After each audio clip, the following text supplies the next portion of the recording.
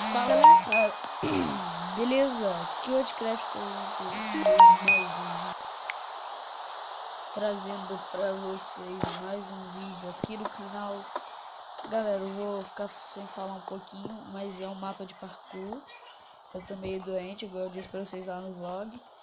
Então é isso aí, já tô fazendo aqui o parkour. Vocês verem que eu sou pro. Não vou falar muito nesse vídeo não.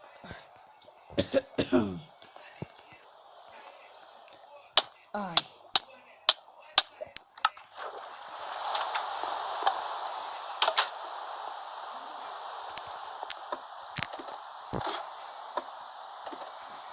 Caraca, como é que eu caí nesse parkour easy? Vão sem cair agora, hein, galera.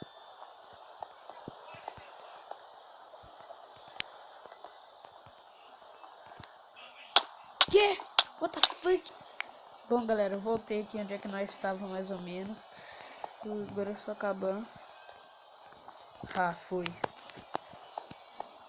Esse aqui, galera, eu já tinha gravado um vídeo mostrando mais ou menos esse mapa, só que aí, quando eu cheguei aqui, tinha bugado. Galera, esse já vai ter só 3 minutos pra filmar. Outra pausazinha rápida aqui, só pra chegar lá.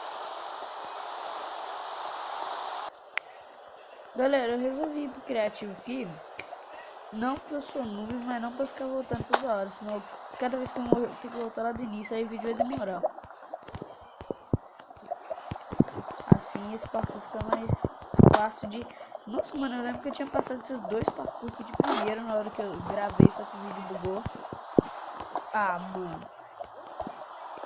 Não vou conseguir fazer esse salto, você jura?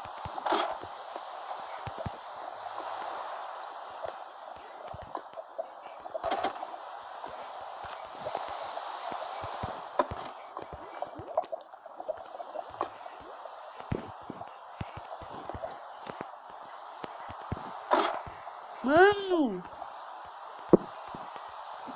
Afteando, velho. Ah, velho.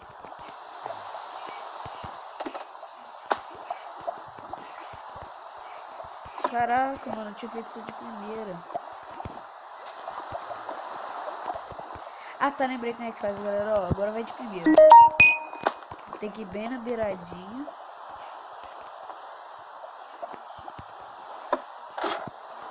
Ah, pelo menos eu parei ali. Vamos fazer como se fosse um checkpoint. É, falei que o vídeo ia ter 3 minutos. Passou, burro. Aqui já tem como ir direto pra ali que eu já testei, ó. Agora é fácil.